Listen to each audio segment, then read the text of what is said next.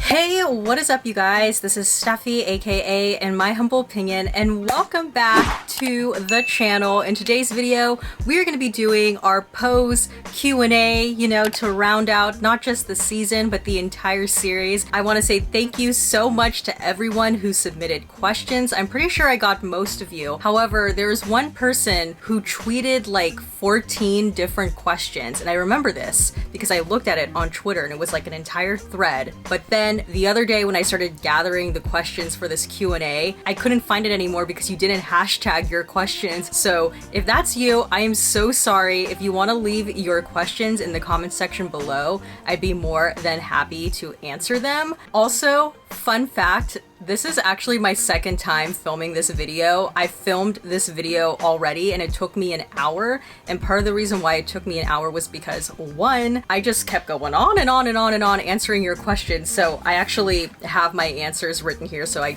don't take an hour. And secondly, the reason why I am re-recording this is because it was so hot in my room when I recorded this the first time that when I was looking back at the footage, I'm like so shiny and I'm kind of sweaty. Oh my god, I am like so sweaty. Lord, I'm like sweating like Whitney. Okay. Hi, really? So I'm moist. Yeah, so let's just get into the Q&A because it's still kind of hot in my room and I do not want to be a sweaty mess again. So let's get into it. Okay, so the first questions concern Damon, and I'm actually going to play the first two questions back to back because they pretty much are asking the same thing. So let's go to Nigeria. In my humble opinion, I'm Iyanoluwa and I'm reaching you from Nigeria. I'd like to ask, did you see Damon's story turning out the way he did? Most especially because of his dancing career, which was more reassuring in season 1, in season 2, mid-season 2, and of course in the ending of season 2. But it started fizzling out at the ending of season 2. Did you see his story turning out the way it did? Hi, in my humble opinion, anyway, so I'm such a big fan of your post reaction videos. That's how I discovered you, even AHS, which I'm looking for. Anyway, my question for you, so I want to know your thoughts of season 3, the way they handled the character Damon, because like honestly, I think that like the season is fine. I think the only thing that's missing is like his character development. My question is like, how do you like handle? What's your thoughts on like how they handle his character in this season? Like he's basically off camera. They kind of like don't mention. They only mention like at the beginning, the first 2 episodes, and we got him briefly on like the last episode. So what are your thoughts about how his character is handled, and how would you like his character being sent off? Because he's honestly one of the main characters for the first 2 seasons, and this season he really wasn't there, which is so sad. I mean, he was there first episode, but he wasn't. So yeah, thank you, and I'm looking forward to hearing your question. Okay, this is all. Okay, bye. Okay, so if you were to have told me back in season 1 that Damon's storyline would turn out the way it did, I definitely would have not believed you. Important context, the reason why Damon's character was written the way he was and why he essentially wasn't really in season 3 is because the actor who plays him, Ryan Jamal Swain, his sister got murdered during the early part of filming, and so his character had to be written off abruptly. So to answer that first question, no, I did not foresee that. But in terms of how they did handle Damon's character being written off, I would say it was honestly a little bit rough because I believe they said he had succumbed to his addiction again and he was living with a cousin. Why couldn't they just say that he booked a tour with Janet or TLC or someone and he was out there dancing for them? Like that would have been a bit more positive. But I'm happy at least that he did have a happy ending. He's now with that man who owns like multiple dance studios and he teaches there. Like that's cool for Damon. But yeah, it was a little rough there in the middle. Hi Steffi, I just wanted to say I really love your channel. It actually got me through a good chunk of the pandemic, as a lot of media did this past year and a half, so I want to thank you for all your awesome recaps and updates. I guess my biggest post question would be, since Damon's actor sadly had to leave the show due to a family tragedy, how much do you think of Damon's story got absorbed by other characters? Because I've always thought that maybe Damon would be the house father of Evangelista, so seeing Ricky do it, and seeing Ricky be Uncle Ricky to Poppy's son, when Damon has been a brother to Poppy longer. I don't know, I just always felt that maybe they kind of dispersed some of Damon's story to other characters since they couldn't really follow through with him. Let me know what you think. Thanks. I thought that was very astute of you to observe, because I definitely did not think of that before until you brought it up. But yeah, I could definitely see that some of Ricky's storyline this season are maybe things that would have originally gone to Damon. Like you said, how Ricky ended up being the house father. If you go back and watch season 1 or season 2, it kind of makes more sense for Damon to have taken up that role. And I also think too, regarding the addiction storylines that happened in the earlier part of this season, I feel like Damon probably would have been more instrumental in helping other characters get through it. I guess that went to different people when that could have been Damon, but yeah, it's a really good point. Okay, so the third question comes to us from the YouTube comments. So this comment is by LOL, and they ask, question for Q&A, what are your thoughts on the deaths of Candy, Cubby, and Praytel's death? I mean, I was really sad. I'm pretty sure I like full on ugly cried during Candy's death. Unfortunately, that was the reality for a good number of people, but especially for gay men during that time. And it was also, unfortunately, a reality for trans women to be violently murdered in the way that Candy was. So yeah, sad, but that's part of the storytelling of the series. Hello, my name is Will. I'm from Seattle, Washington. My question for you is, out of all the Pose characters, which of them would you have preferred they delved deeper into the backstory? I know that some characters, they touched up on their backstories, but who would you want to see like full-on backstory? Which character? I wish, and I really was assuming, given the way that each episode seemed to be following a main character in our little group here, I really thought that towards the end we were going to get a Blanca-centric episode. Now, I'm sure I've only seen the entire show once through, but I'm pretty sure in season 1 we did get a bit of a Blanca-centric episode. But given that this is the last season of the show, Blanca is the lead, I would have really thought that they were going to give us one more Blanca-centric episode. I feel like MJ Rodriguez really anchored this show. I think she's so underrated.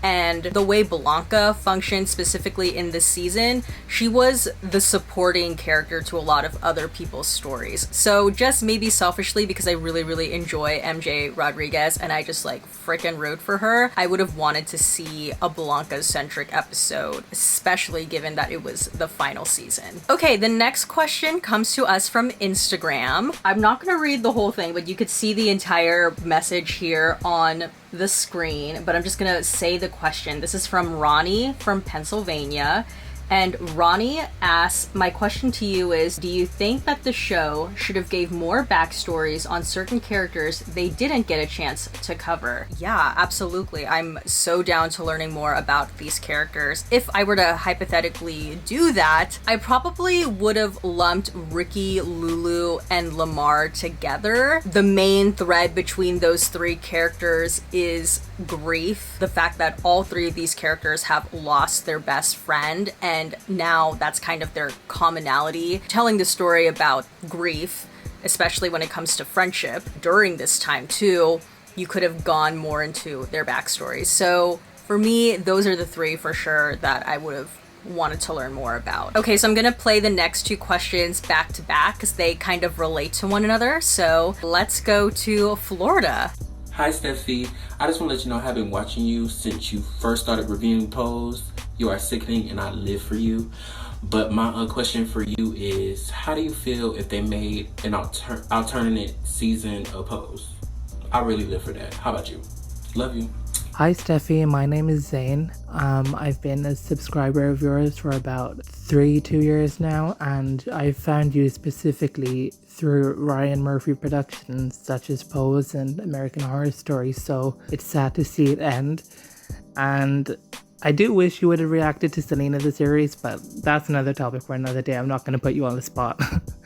But seeing as Pose was so short-lived, I want to know, if you were to make a spin-off, which characters, such as Electra, Blanca, whatever, which characters would you use, which time period, and what would the soundtrack be if you were to make a spin-off of Pose? Thank you. Totally would be down for an alternative season. Now going to Zane's question, so kind of like an alternative season or so. And this is kind of something that they already did during this season, is I would make a separate show and use that Electra-centric episode as a backdoor pilot into a prequel series about Pose. So pretty much the same characters minus Lil Poppy, Damon, and Ricky, late 70s into the early 80s before like Pose began. Sort of like origin stories. Music-wise, you gotta, I mean, they did that in the episode, but obviously Donna Summer, Diana Ross, Shaka Khan, Gloria Gaynor, Anita Ward, Thelma Houston. I know I said Donna Summer earlier, but like, let's throw in Barbra Streisand, so then we could get Donna Summer and Barbra Streisand's Enough is Enough, which is like one of my favorite songs of all time. So yeah, that would be the music. To address really quickly Zayn and your Selena remark, I actually was this close to covering Selena in some way. I was going to do a reaction, but then I was like, maybe I could just do a regular review of the entire show. But then I asked my friend who got a screener for Selena, like just the part 1, and I asked her like, ooh, how is it? Because I was looking forward to watching it, and she told me that it wasn't good. And when she told me that it wasn't good, that's when I was like, ooh, I'm not gonna spend time on that. So that's why I didn't cover Selena, and from what I've heard, I heard part 2 wasn't very good either. I don't know, maybe you liked the show, but yeah, I just heard from other people that it's not very good. If Pose had done a flash forward to the modern day, what do you think these characters would be up to? I don't know what their ages would be in the present day. That's a lot of math for me, but if I were to go really quickly, this is what I thought of. Angel and Lil Poppy, obviously their child is fully grown now. I'm going to imagine that he works in entertainment, making content that centers on LGBTQ experiences, and maybe he's like into documentaries. So Lil Poppy, I'm imagining he owns his own modeling PR agency, and then Angel teaches and mentors models and specifically takes a lot of the upcoming trans models under her wing. Blanca and Christopher are married, you know, he's a doctor, she's a nurse. I'm going to imagine that Blanca pursued a master's degree. Both of them specialize in healthcare for the LGBTQ plus community. I'm going to give Blanca and Christopher 2 kids, and they have family dinners with Angel and Lil Poppy. Both of their families, they like to cook in the kitchen, spend time in the kitchen using Blanca's mom's recipes. Electra, founder of OnlyFans, she's a mogul. Ricky, he was working with Destiny's Child, but now he's on Beyonce's creative team, dating someone on Rihanna's creative team. The status is it's complicated, and he's the grandfather of the House of Evangelista now, and he makes cameos in the ballroom every now and then. Lulu, she's a boss in her own right. She handles all of the money, business, financial stuff for both Electra and Lil Poppy / Angel's businesses. And Lamar is an MC at the balls. There we go. That's your flash forward. Okay, the next question was asked on YouTube, and I'm actually going to read the comments. So this comes from Honesty Dior. And she says, hi sweetheart, I hope all is well with you and yours. My name is Honesty and I'm viewing in from New York and I am a huge fan of your channel. Yes, ma'am. Thank you. Your reactions are everything, especially when it comes to Pose. Me, myself, I am a transgender female and I respect you so much for being a cis woman and having so much love for our community. So big ups to you for that. Anywho, my question is, do you think that Pose as a TV show kind of retired from television too soon, seeing that the actual show itself did so much with helping so many people understanding the lifestyle of the LGBTQ, because in my humble opinion, you can't judge what you don't understand, and I honestly believe that we needed a show like this in order for people to understand one another, regardless of what type of walk of life we choose to take. Thank you so much for your question. Just have to say, I don't mean to be trying to reach for cookies here, but I'm really, really happy and so proud that I got to cover a show like Pose. So I know you're thanking me, but I want to say like thank you too, and also thank you to all of you for being patient with me in covering this show. Something that I feel like I never said, but especially during season 1 of Pose, I was honestly a little bit nervous to cover this show, not because I didn't want to or because I was scared of people saying that I shouldn't watch a show like this, but I was more so nervous that because I'm not part of the community, I was a bit nervous if there would ever be an instance where I got something wrong, that people would be upset with me. I never had that problem with Pose. I've always said that this fan community of Pose is one of the nicest. So I just want to say thank you to all of you for just being really patient with me, even when there were moments where I might have gotten some stuff historically wrong. None of you were ever mean about it. You were always really, really gracious and nice to me. So it's a two-way street here. But back to your question though. Yeah, I definitely think that the show retired too soon. I do know that Steven Canals always envisioned that the show, the story was going to end like in the late 90s. And, you know, he clearly stuck true to that vision. But I wish in an ideal world that maybe this season could have been split into 2 different seasons, because we did cover quite a number of years within the 90s, and if there were any critiques about this season, a lot of it was that it felt really rushed. I think there's definitely storylines that could have been fleshed out more, and the way we could have done that is by giving this season, first of all, more episodes, but additionally breaking this season up into 2 parts. Hi, Steffi. It's Stefan. My question for you regarding the Pose series finale is, what are some experiences and milestones you can foresee for the characters of Pose in their later years, i.e. post 1998, specifically how it could tie in with other major milestones for the LGBTQ plus community.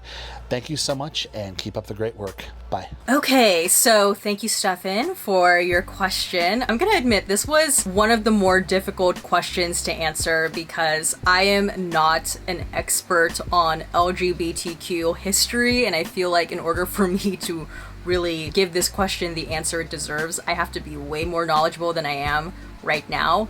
But if I were to go off the top of my head, you could explore like the legalization of gay marriage with Ricky's character. Maybe he finds someone new and then they fall in love, and it's that journey of them trying to legalize their marriage. I also think too, maybe the workplace discrimination that trans women experience. We have Blanca working in healthcare and Lulu working in finance. I think that would be interesting to explore what those experiences look like in those given professional sectors. So that would be my answer to that. Hi Steffi, my name is Kaique, aka Arcturus. I'm from Brazil, and Pose is one of my favorite TV shows for so many reasons.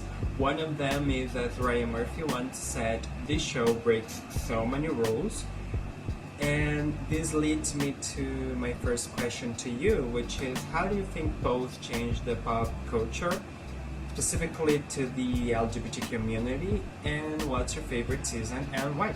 I love your channel. Bye. Ooh, okay, big question. So Pose obviously is revolutionary. This is a show that, yes, it centers on trans women and gay men, but specifically it centers on trans women and gay men of color. It's one thing to make a show about that community, but it's a completely different thing to make sure that that community that you're portraying is actually involved in the storytelling. So actually hiring trans women of color and hiring gay men of color. I believe Pose opened the door to giving more opportunity for trans women, for gay men to work in television, to work in film. And an added layer of that too is when it came to casting these characters, it wasn't the typical Hollywood thing where you cast someone who's cis to play trans, or you cast someone who's straight to play gay. These people are actually from the community, so that is a huge win on diverse hiring practices, not just in the entertainment field, but like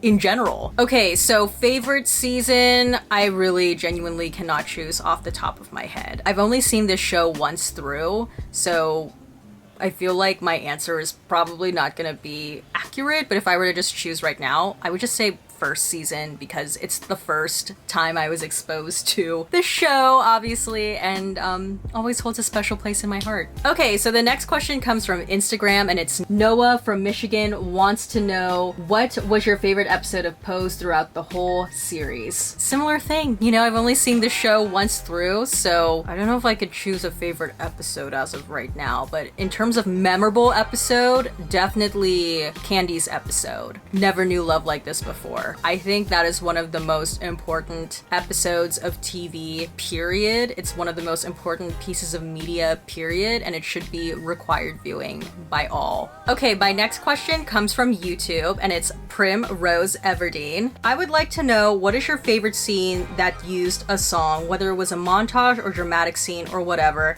My favorite is in the first season when Damon danced to Whitney's I Wanna Dance with Somebody, so iconic. Oh my gosh, well, honestly, any time that they used Whitney Houston was a favorite musical moment for me. Gosh, that is so hard. Okay, I'm gonna think of a Whitney song moment. I mean, yes, I Wanna Dance with Somebody. That's probably one of the most iconic scenes from the show.